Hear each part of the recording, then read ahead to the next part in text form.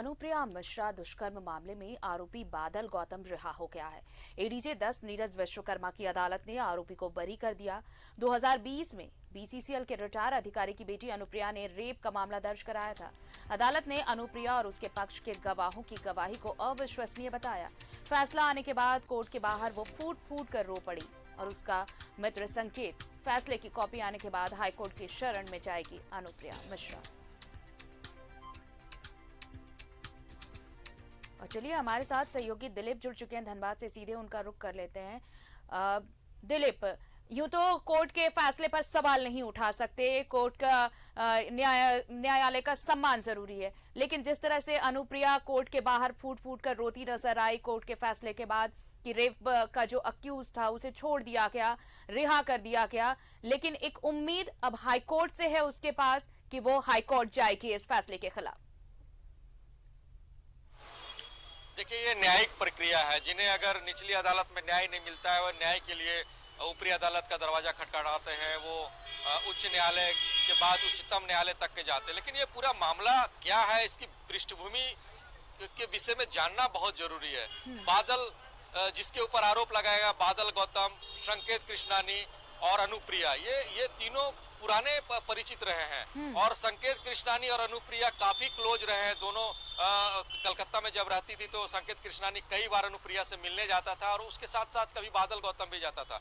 तो ये कहा जा रहा है कि अनुप्रिया और संकेत कृष्णानी काफी क्लोज थे और वो लोग घर से निकलना चाहते थे, जिससे बादल गौतम ने जो बातें सामने आई है, बादल गौतम ने कई बार मीडिया में या फिर बड़े वरीय पुलिस पदाधिकारी को पत्र लिखकर इस बात को अवगत कराया था कि वो उनके साथ रहना चाहती, घर से भागना चाहती। और बादल गौतम ने घर से भागने में मदद की थी और भागने के बाद कई महीनों तक ये लोग साथ में रहे। लेकिन अचानक से क्या विवाद हुआ कि अनुप्रिया ने बैंक मोड़ थाना में बादल गौतम के खिलाफ अपने रुपए हड़पने का, ज्वेलरी हड़पने का और यौन शोषण का आरोप लगा करके मामला दर्ज किया था। मामला दर्ज होने के बाद पुलिस ने बादल गौतम को गिरफ्तार किया और गिरफ्तार करने के बाद बादल गौतम को जेल भेजा। लेकिन काफी लंबा ट्रायल चला और उस वक्त भी बादल गौतम ने पत्राचार के माध्यम से, जो झारखंड के वरीय पदाधिकारी हैं या फिर पुलिस पदाधिकारी, उनको पत्र लिख करके ये बार बार अवगत कराया कि इस मामले से उनका कोई लेना देना नहीं है। अनुप्रिया ने झूठे आरोप उस पर लगाए हैं और उन्हें न्यायालय पे और न्यायपालिका पे पूरा भरोसा है और आने वाले समय उसे न्याय मिलेगा।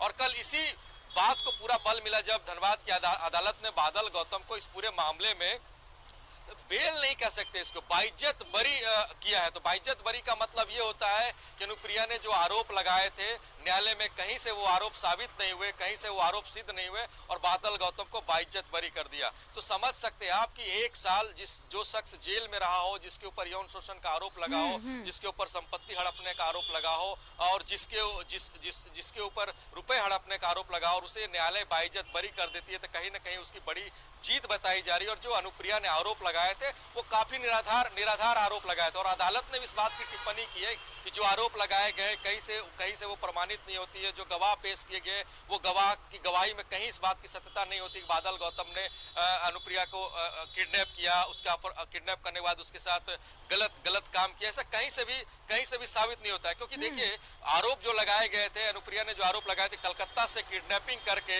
उसके ड्राइवर और उसके बॉयफ्रेंड को बादल गौतम दिल्ली तक ले गया। समझिए लॉकडाउन का उस समय वक्त था और लॉकडाउन के समय में कई जगह पे चेक पोस्ट लगे हुए थे, मास्क चेकिंग अभियान चल रहा था। तो उस वक्त कैसे संभव है कि एक शख्स एक बंदूक के नोक पे 4 लोगों को किडनैप करके दिल्ली तक ले जाया जाएगा। तो कई दलीलें हुई, कई दलील सुनने के बाद अदालत ने इस बात का निष्कर्ष निकाला कि जो भी आरोप लगाए जा रहे हैं और जो गवाही दे रहे हैं कहीं ना कहीं निराधार लग रहा है और उसी का लाभ मिलते हुए बादल गौतम को बाइज्जत बरी कर दिया। जी चलिए, बहुत बहुत शुक्रिया आपका दिलीप, तमाम जानकारी के लिए और तमाम बातचीत के लिए।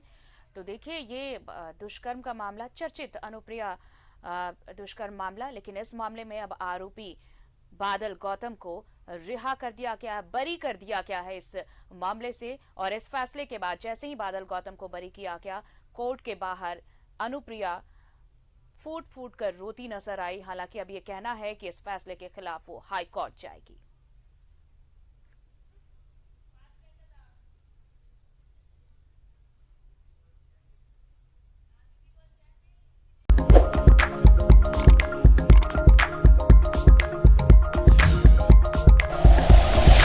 Like and share videos, subscribe करें हमारा चैनल और प्रेस करें बेल आइकॉन। न्यूज़ 11 भारत, सच है तो दिखेगा।